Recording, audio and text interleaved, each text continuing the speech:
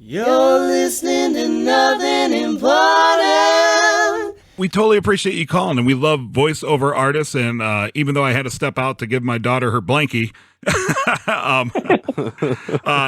it's just on a mission to give his daughter her blankie. Yeah. Please enjoy the show. That's great. That works.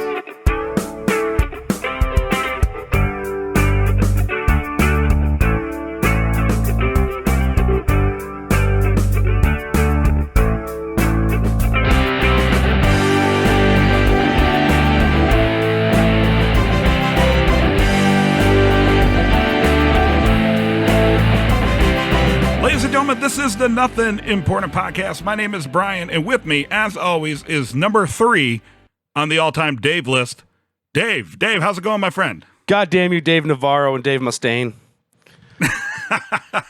Well, you got to watch it. You got to watch it because Dave of Dave and Buster's is creeping up quite quickly. Yeah, but and then right behind Coulier him is down. Super Dave Osborne. Well, Dave Coulier is keeping them down though, because I think Dave Coulier is right behind me. You ought to know, Brian. You ought to know. Well, yeah, I am the keeper of the list, but hey, man, it's good to talk to you. It's been not even really a couple weeks. It's been like a week and a half because we actually recorded an episode last week, but due to this weird mandatory Windows 10 file update doohickey thingy, it actually erased some of the audio files from our friend Jeff, who sat in as the third mic. Yeah, that's pretty unfortunate. It was a pretty good conversation. I said a lot of things that maybe I'd better off not saying anyway, but I would have just cut it okay. out. That's okay. We are back at it, and currently we're waiting for Jon Bailey to call in. Jon Bailey is the epic voice guy from Honest Trailers. That is one of my favorite YouTube things. Yeah, Screen Junkies, Honest Trailers. It's so great. It's so great. So I can't wait to talk to him. It's very cool of him to make time for us. So when he gives us a ring, we're going to patch him on in. I told him that we are ready whenever he is ready, and hopefully he'll be calling us soon. So before we started, actually, I think that's him right now. Could you give me 1 sec? Yeah.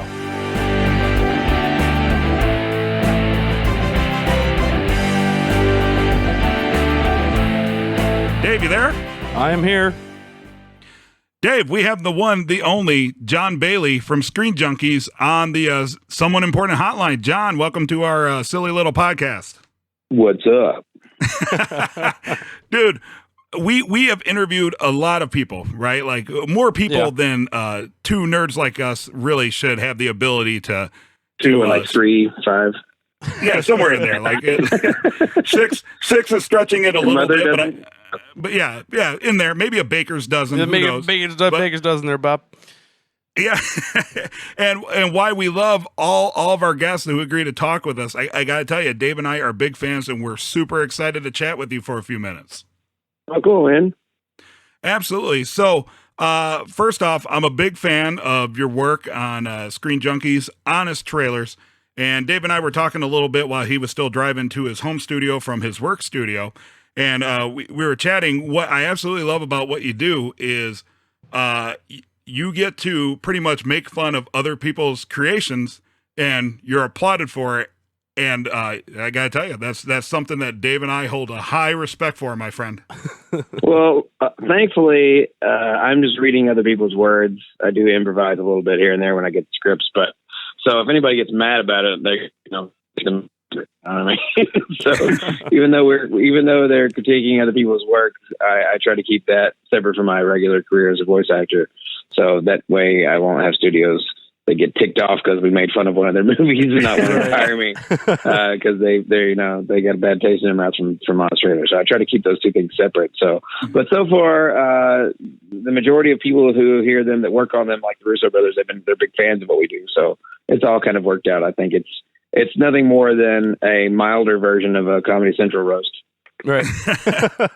Right, but it's so good, and that Dave and I we were wondering about that, about whether you write or improvise, and you have writers that send you what you're supposed to say, right?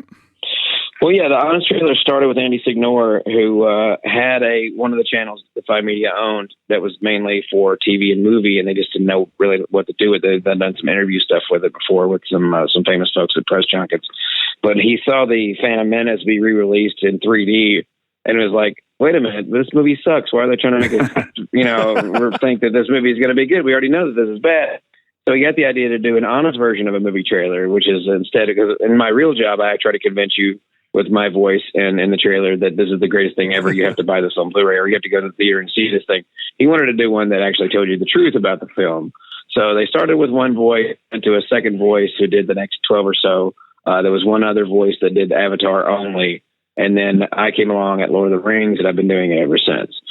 So they have a team of writers. Spencer Gilbert is the head writer. Dan Merle's the head editor. And they have a couple of people underneath them, but it's a group effort. Really, it has become there's good chemistry between everybody.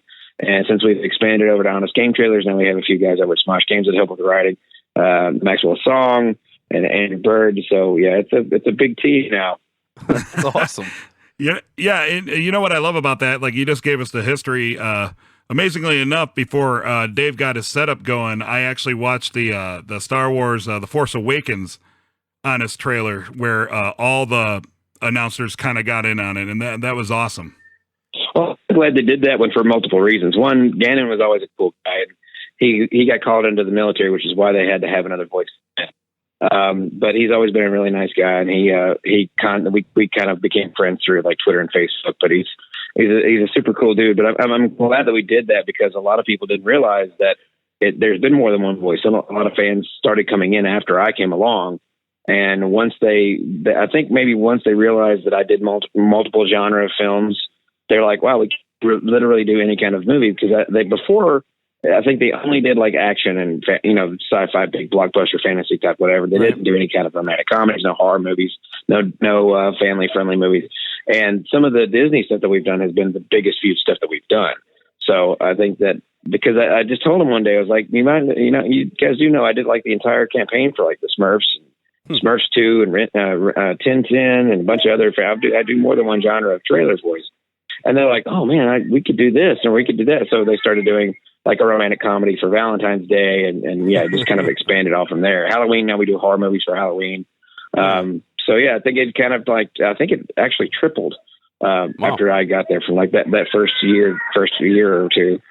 And so it was kind of glad to bring all the voices back together, because some of these newer fans that have only been with us like the last year or less, they may have not even known there were other voices. So it was kind of like a homecoming for the original Screen Junkies cast and crew, and to let all these other people know a little bit about, oh, by the way, there's all these other voices that used to work too. That's great. I know Dave has some questions for you. I'm sorry to do that. I just got to step out for 1 second. I got my little baby. I can hear. Can you hear the baby crying? We have 4. That's good. She's making her podcast debut. Dave, take it over for just a couple seconds, okay? So I have 4 kids. I totally get it. Oh, right on. I have none. I'm just chilling by myself here on my couch. Oh, you lucky man. Some say, yes. But I have not seen the Force Awakens one yet, because I have not watched the Force Awakens. So I don't want any spoilers. What is wrong with you, man? I'm not a Star Wars guy. Next you're going to tell me you don't watch Game of Thrones or Breaking Bad. Oh, well, we actually do a Better Call Saul fan podcast. Oh, in addition. That's a great freaking show. So that I do. I don't watch Game of Thrones, though. No. I did watch the fight scene from the last episode, though, and that was pretty I should hang up on you right now. I should hang up on you right now until you get caught up on Game of Thrones. Brian will be back. See, my thing is, like, I wanted to comment, I caught the Nick Rivers joke in the Top Gun trailer. That wasn't mine. Yeah. See, that's that's Val Kilmer was in a slapstick comedy called Top Secret back in the 80s, like his first movie. Yeah, Spencer's done really well on movies. So is Dan. They're both very knowledgeable. That's why they do so well in the movie fight series. Yeah. So yeah, that's where all that those pulls come from. That's in the writing. The deep cuts. The improvisation that I usually do is usually more reactionary. It's usually when the narrator kind of breaks character a little bit, where they use anger, like we do with After Earth. It comes in, the reaction type stuff. Okay. Or I just come up with an idea that might be funnier, or if it's a movie that I am familiar with, I might every once in a while I'll come up with a joke or whatever. Just Daredevil, for example, I came up with just a derp devil, and they thought that was funny, so they let it in. Sometimes I come up with an all-star that I think might be fun. Sometimes it makes it in, sometimes it doesn't. It just depends.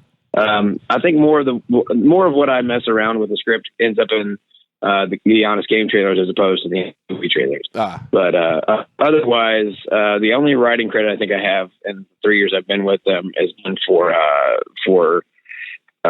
Pacific, which is one of my favorite ones because it's such a dumb, fun movie to watch.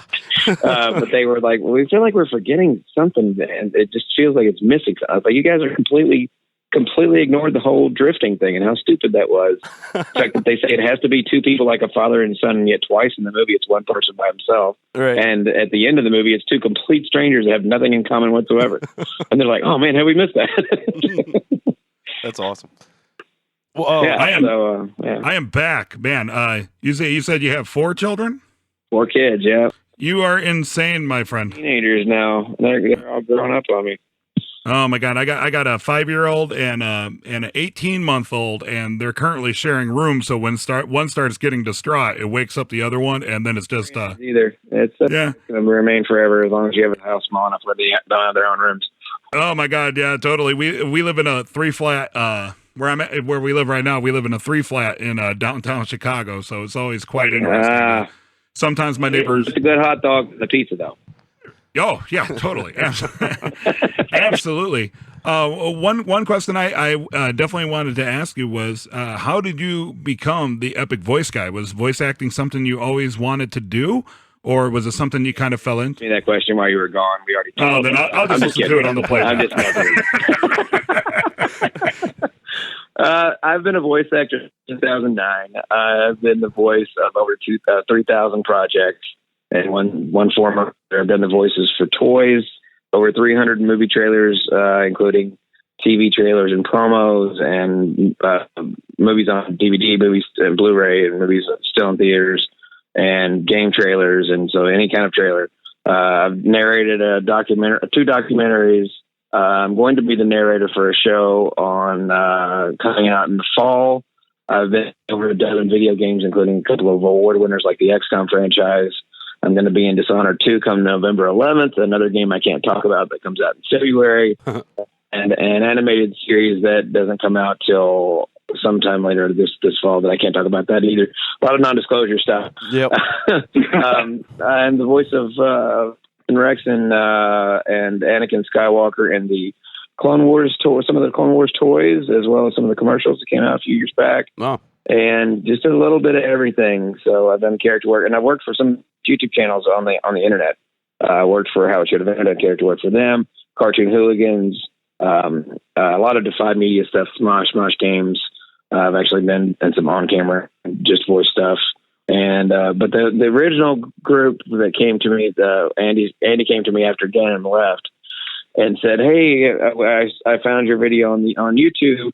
And I looked up your website and was like, wow, you're a real movie trailer guy. And it would be so cool to have somebody who actually does movie trailers for a living to work on all those silly fake movie trailer stuff. What do you think? And I checked a couple of them out. I was like, oh, it's really funny. So I figured, why not? And it helped grow my own personal YouTube channel. It doesn't do as those guys' channels do, but, it gets some decent views, and it helps people find me. And I do get some work booked because of how popular the series is. But yeah, so I'm with them 3 years now. But yeah, no, I was a voice actor long before that, and it's funny to me because a lot of people are, they're just recognizing what I sound like now. Before they just didn't notice, but now that they know what I sound like, they'll hear me in something on television or on the internet or whatever. They're like, "Oh, John, it's so cool that you're getting real work now. You should be a voice actor." Thanks. I'll check into that. Thanks so much for the advice. That's awesome. I'm also a sound-alike for tons and tons of other actors. One of my favorite jobs is it's called ADR. It stands for Automated Dialogue Replacement, but a more appropriate term would be would be audio dialogue replacement, because that's really what we're doing. We're either adding to or changing something that's in the actual film or TV show or whatever it is, and making it make sense, or we're censoring it because it's a Green Band trailer or whatever. So they'll throw me a voice and they say, "Hey, can you do so and so?" And I'm like, "I'll give it a shot." And then next thing you know, I'm, you can hear me in the new Jason Bourne trailer, and the very first 2 words in the thing. I'm like, "Oh, this is Jason Bourne. That's me." So you guys probably hear me all the time. You just didn't know it. Yeah, dude, that's so cool. One question I wanted to ask you too. Well, I guess there's actually 2 questions I wanted to ask you. Did you ever get to meet Don LaFontaine? He passed away about a year before I actually went up to LA. In fact, that's how my first manager found me. Ironically, that's the same video that he found me on. Was the one that Andy found and asked me about Honest Trailers. But yeah, he saw. I did a silly little video on my YouTube channel called The Movie Men Tribute, which is like the top 5 movie trailer voice actors that I was a fan of. So Hal Douglas, who has also passed away since then, Hal Douglas was in there. He's the one that does all the a little more family friendly. He kind of has this grandfatherly kind of sound, and he was the Cloudy with a Chance of Meatballs. He was the one who did that one, and the Odd Path of Timothy Green. And Don had that kind of hard edge, in the city. In fact, he's the one who came up with the whole "in a world." And then there's Ashton. Ashton Smith is the one you hear on TV all the time. And you Tribeca, only on TBS. It's the thing he does at the end of every sentence that goes down. Trill. Then Howard Parker also sounds very much like Don LaFontaine. I'm just throwing out voices now. Bo Weaver is the one you hear a lot on like Discovery Channel, like a 2-minute snake. On like Weird Science. He's on Doomsday Preppers. That's one of the shows he narrates. And of course, Tom Kane, who does all the movies like Pixar's Up. He's a very family friendly. He did Harold and Kumar's Christmas. But Peter Cullen's always been one of my favorites. He's the voice of Optimus Prime. But when I first heard him, it was from Voltron, Defender of the Universe, and I was like, "That's what I want to do when I grow up." And but I started noticing in the '80s he did a ton of trailers. In fact, he did a lot of fake trailers too. He was on in Color. He did Feed Us Tomorrow, or whatever the Jim Carrey's female bodybuilder name was. Vera DeMilo.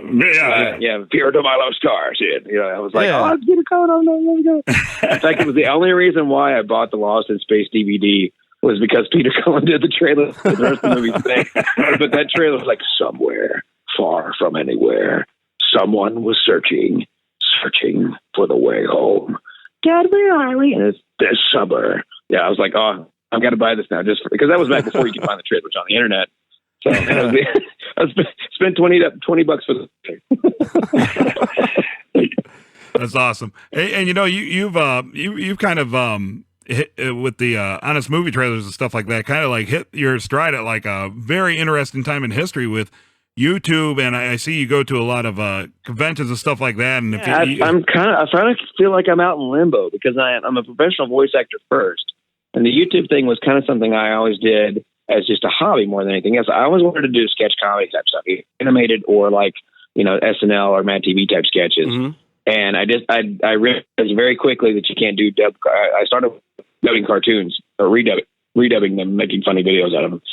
And then when the content ID boom happened and you make a cartoon somebody else made, but you redub and re-edit it, the people who made the original cartoon get all the revenue. They don't take your video down, but they get all the revenue from it, and you don't get anything from it. I'm like, well, I'm not going to do that anymore because that's the point. But what's the point of doing that? Right. And I didn't have the budget or the actors or the hardware to actually do sketch comedy. I just didn't. It would be downright impossible to do it all by myself, especially living in the middle of the western middle end of the United States instead of over on the east end, instead of over the west end in California, where there's plenty of people. So my channel I got decent views, but I started doing toy reviews as a parody of my other friends who did toy reviews, and all of them have gone on to get 250,000 subscribers doing actual reviews of toys, which I still think is the silliest thing ever. Because anybody can go to Walmart and get a camera and do exactly what they do. Right. It's the personality of the person that they're watching that they actually enjoy. So I got the idea to make fun of those guys, actually do like characters reviewing themselves. And when I started doing Optimus Prime reviewing toys, other Transformers toys, and he basically turned into this jerk who only likes Optimus Prime toys and he hates everything else. Then they started getting really good views. But then when I joined with the Five Network, they're like, that content doesn't really fit with our content, so you should really focus on stuff that more like what you work on with us, like movies and games. So I started doing that instead. It was kind of like starting my channel over again. So I'm trying to slowly build it back up again from when I changed it. But yeah, so I'm kind of in limbo. I'm a full-time voice actor, been doing that much longer and have some huge credits already. And I'm also working for all these huge YouTubes. I'm working for Smosh and Smosh Games, How It Should Have Ended, Virgin Hooligans, All Me. Geez, there's so many freaking things that they've thrown at me. So there's a Break. We've done the prank videos with Break. And so I'm half YouTuber and half professional voice actor. So I don't think when I go to conventions, they really know where to put me. And I feel like I'm out of place with the YouTubers, but I also feel like I'm out of place with the voice actors because so many voice actors don't do much with YouTube. And very few YouTubers have actually done like full-on professional voice acting, not very much. So yeah, I'm kind of a bridge between worlds. Well, it expands into both areas. Yeah. Well, I got news. I got bad news for you. Nothing important is going to do anything for you to to improve that status. So I apologize. Well, I mean, the bigger things that I book in voiceover, I think that may eventually overtake the stuff in new media. But so much of it is merging together where these companies like Sony and NBC and CBS and all, they're making content specific for the internet or for apps that stream, like the new Verizon Go 90 is like, and Hulu and Vudu, and there's so many streaming apps now that eventually it's going to be so much cheaper than cable because you can pick and choose which ones you want to get for your content. So the people are going to have Netflix. I'm going to go with Netflix and Go 90 and HBO Go. And I really don't care about the rest of it. And they're going to save themselves, a couple $100 on cable. Yeah. Right. So exactly. I can understand why they're doing it. So it's literally emergence of YouTube and normal, TV and film. Totally. Who gets to pick the sayings that people want you to say in your I don't know the answer to that one. I really don't. I don't know if they all pick them separately or one specific guy picks them. I told them up front that I love them when they misspell or misquote something. That always just cracks me up. And they started like almost every week we actually have at least one of those misquoted or misspelled, because it was just like the one we did with Luke, I am your fa. And there's what happened is that they did enter too soon. And instead of being the smart person that they should have been and deleting that comment and going and rewriting it again, they left it up and then wrote it a second time. Well, we're not going to pick the second one where you corrected yourself. We're going to pick the one that you messed up on, so the whole world can know that you misquoted Star Wars. But yeah, so and some of them, like Spencer's a big fan of Spaceballs, and nice. So like anything Spaceballs related will probably get picked over some of the other ones. Sometimes they do the one that's been liked the most.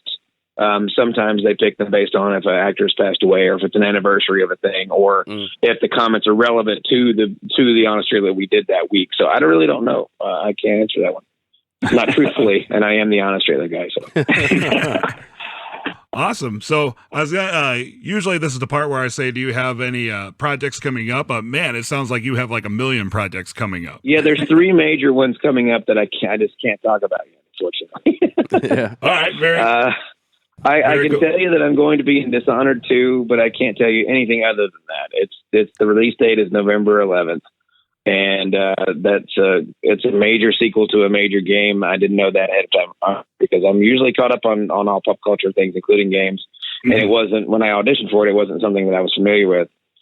And then when I went to record for it, they were like, "Oh, it's for this," and I'm like, "Oh, okay, I still don't know what it is." Okay.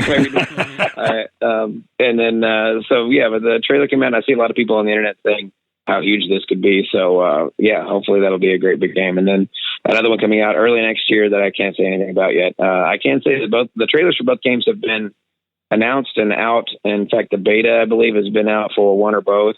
I'm not sure yet, but until the casts are posted on IMDb, I can't say anything about it. Right. All right, and the other one will be announced very soon, in almost exactly a month from now. One of the things I worked on is going to be announced. So, just stay tuned to all my social medias at Epic Voice Guy so you can find out straight from the horse's mouth as soon as this stuff drops. Absolutely. We'll keep looking for you on Screen Junkies, on his trailers, epicvoiceguy.com. Jon, thank you so much for coming on the Nothing Important podcast. We know it's kind of late. But we totally appreciate you calling, and we love voiceover artists. And even though I had to step out to give my daughter her blankie, it's just on a mission to give his daughter her blankie. Yeah, now you just made my night. So now I'm. Well, it's still early Pacific time, which is what I'm not on. So Right. Awesome. John, it's been an absolute honor. I hope that if you're ever in Chicago, feel free to drop me a line. I'd love to have a beer. I was just up there. So man. I didn't know that's where you guys were based. I would have swung by. Oh, man. Oh, well. Well, I'll tell you what, you travel a lot. Next time you're in Chicago, hit us up. We'll buy you a drink, get some pizza, eat some hot dogs. We'll hang out. Because I have yet to have a real Chicago-style hot dog or pizza while I was actually there. Well, I'm robbed. I'm currently looking for work in L.A. So if I, oh wait, you're not in L.A. God damn it. Never mind. I'm working on it though. I'm moving. We're trying to move out there next year, sometime around February. So fingers what's going to happen because there's so much work that I've pretty much am pressed against the glass ceiling from the town that I'm in. But yeah, so I mean the work keeps getting bigger and bigger and bigger, and the popularity of the things that I work on gets bigger. So yeah, it's the only other logical step to make from here. Maybe that'd be like a good YouTube series. Like maybe you guys could rent like an old RV and you guys can road trip. My buddy, I have a friend up in Vancouver, and I don't know how familiar you are with voice actors, but the Frank Welker is the godfather of cartoons. Lee Tokar is the Frank Welker of Vancouver right now, and he is the biggest voice actor that's still out in that way. And he's trying to get out to LA too. And I told him what we should do is just go Breaking Bad style RV and convert it into a studio with enough space to hold a family of 6 and just live out of our RV. We can live in a van down by the river. Move to LA, and I'll just be a happy little family. He's like, you know what? Let's make a great YouTube series. So if I ask you to say something in your epic voice, will you say something in your epic voice? Something in my epic voice. There we go. Perfect. You guys always watch what you say after the word. It's like Ron Burgundy reading the cue cards. I set it up and you knocked it right down, man. See, true professional. No, But being under contract and having 4 kids and working on a lot of family-friendly content, afraid the adult language is not going to fly. Not a problem. We'll cut all that out anyway. So, but hey, you never know if you don't ask, right? You never know if you don't ask. That's true. My whole career got started because I said, you should try out. And I said, nah. She said, what's the worst that can happen? The worst thing they can do is say no. What do you got to lose? Yeah, absolutely. Yeah. 9 years later. That's 7 years later. It's just great. Like I said, we're big fans. We're so glad that you came on our podcast. I hope we can do it again sometime. And like I said, if you're ever in Chicago, the offer's always there. And thank you so much for coming on. We totally appreciate it. Yeah, thank you for having me, man. Appreciate it. Yeah, thank you. Absolutely. Jon Bailey, thank you so much. Bye-bye.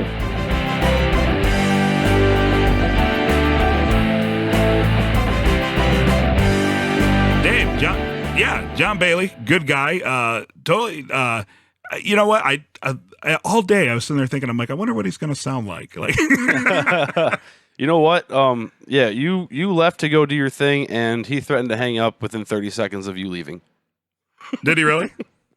Yeah, because I didn't know. I don't watch Game of Thrones. Oh. I don't watch Game of Thrones either. I've never seen it. At this point, I feel like it's so big. There's no point in me trying to catch up. Right. Like it's going to have to be like Breaking Bad. Like everybody talks about it. It's going to have to be off the air for 2 years, and then me and my wife are just going to have to be bored enough to want to start with episode 1. And then you're going to start staying up all night watching it. So glad John came on, though. Super busy dude, and it's so interesting to hear. You could tell he really likes what he does, and you know, there's people like we talked to like Dan Gordon, who's a voiceover actor, and I think we've talked to a couple others. But that's the first time I've ever heard or spoke to anybody or heard of anybody, I think, being like a voiceover nerd. Yeah. You know what I mean? Yeah, like he knows he knows his predecessors and he knows his mentors and he copies them and he does. I was just laughing the whole time he's doing the impressions because I know you're the same way. We used to get off on stuff like that. Like impressions are great to us, and just like he studied the game. Yeah, and you know me, I love that. I love seeing people who are really into what they are doing. You know, they have an actual passion. I mean, he's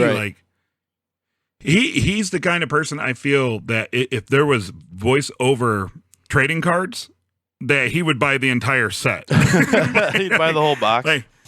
Yeah, I remember back in the day when everybody collected baseball cards and you could get them for like $5 a pop for 50 cents or whatever at the store. Mm-hmm. Or the rich kids could always like buy the entire box that was like 1.5 feet long with every single series of the card, you know? Yeah. That would be him with voiceover guys. And I love hearing that kind of thing. Yeah. It's neat, and it just makes it more interesting. Absolutely. I said that like I wasn't done with the sentence, but I was done with the sentence. Oh. Well, awesome. Dave, I'm so glad I finally got to talk to you again. We have another great guest from the Flash TV show on the docket for next week. And then coming up the week after that is our most controversial guest, who I think that we're really going to have to be on point for. But I think we're going to get schooled a little bit, but it's going to be a great show. I plan on listening mostly. Yeah, absolutely. It's but for those of you that have kind of missed us and emailed me and tweeted me and all that good stuff, like we're still here. That's Dave right. and I, you know, it's we don't make money off of this. We do this because we love it, and we love talking to people that we're interested in, and we love trying to entertain you guys. And sometimes life just gets in our way a little bit. Dave's super busy doing the audio engineer thing. I got pissed off and quit my job. So one would think I would have all the time in the world. But here's the weird thing about when you're unemployed. When you're unemployed, you almost feel guilty doing stuff you love. Yeah. Right? Does that make sense? If you're a normal person, yeah. Right, like because Dave will attest, I love to work, and I'm always working on something. I'm always going with something, and you know, I quit my job, and it helps me and my family out, you know, with childcare and stuff like that while we're between nannies, which is fine. But for example, last night I went and subbed in on an indoor bocce ball league with our friend Tim, who's been on the podcast a few times. And the whole time I'm there, I'm drinking beers.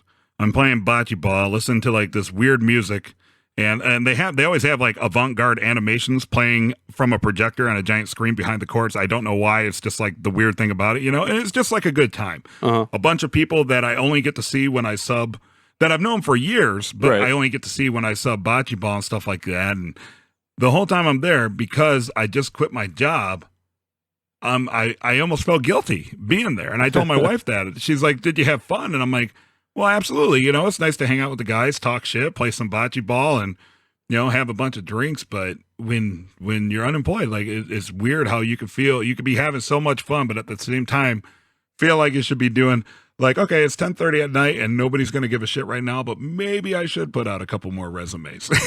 You know, I fell asleep putting in. Let's see, this kind of contradicts what you always say. You always say I'm busy as an engineer, but I'm actually always looking for work, and I'm looking for a full-time job right now. And I literally fell asleep putting out resumes last night. Yeah. Like phone in hand, like one hand on the computer, one hand on the phone. And I just like woke up and I was like, oh crap, I guess I didn't hit send. Well, that's okay. Something's going to happen for us one day, my friend. That's right. But Dave, awesome talking to you, my friend. I can't wait to do it again next week with Violet Bean from the Flash TV show. That'll be exciting. We were actually supposed to record with her. We were actually supposed to record with her on Tuesday, but her agent called us and we had to reschedule for next Thursday because she was at a Comic-Con convention in Brussels, which is like oh, what a rough life, right? Don't get me wrong. I mean, she's a successful actress. I'm sure she's totally earned it, but that's just kind of funny. Like me and Dave rescheduled something because my work called me in late, my kid's sick, my computer's broke. I went golfing and the guy I went with got drunk. Yeah, right? Right. You know, real problems. Yeah. And then, you know, to have some of our guests that's like, oh, well, you know, she's flying from Europe because somebody flew over there for a comic book convention. It's inspiring and depressing all at the same time. But Dave, love talking with you, my friend. I'm sure we'll talk throughout the week. I'm looking forward to next week. Jon Bailey, folks, please make sure to check him out on Screen Junkies and Honest Trailers. And I would normally plug everything he's done, but it's just a ton of shit. So make sure to check out, check him out on Twitter and all that other good stuff. And just a super cool dude, and I hope he can come back on sometime in the future. Yeah, that'd be pretty cool. He's a pretty funny guy. Yep. Yeah, totally a cool dude. So make sure to check us out on our Better Call Saul podcast. It's Saul Goodman. You can find that at saulgoodman.com or at ISGM podcast on Twitter. We're working on trying to take a little different tact. We've had a lot of the actors and bit players from the show, and we had the sound guy from the show, but I'm really going to concentrate over the next couple months.